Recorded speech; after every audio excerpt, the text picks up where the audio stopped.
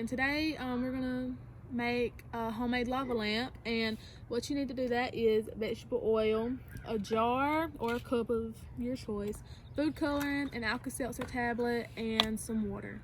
So the first thing that you're gonna do is fill up your cup or your jar about a third of the way with water.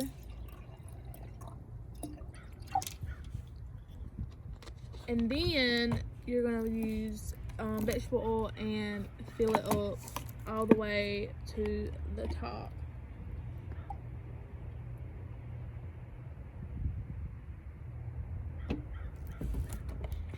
And as you can see, the oil and the water don't mix, and they don't mix because the oil molecules are attracted to oil molecules, and then the water molecules are attracted to other water molecules, and the oil floats on top because it is less dense than water. The next thing you're going to do is take your food coloring and you're going to put as many drops of it as you want. I'm going to put about 45. 1, 2, 3, 4, 5.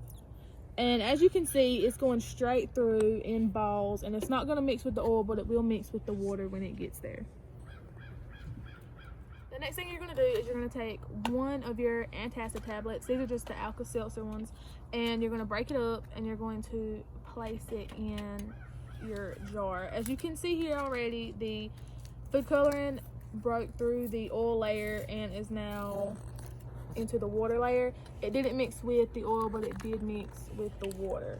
You're going to take your antacid tablet and you're going to break it. And as you can see,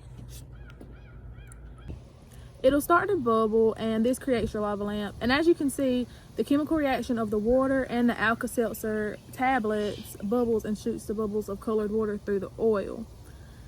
This lava lamp will be in constant motion as the bubbles keep moving up and down through the oil, but notice how the colored water and the oil still doesn't mix. This is what creates your lava lamp.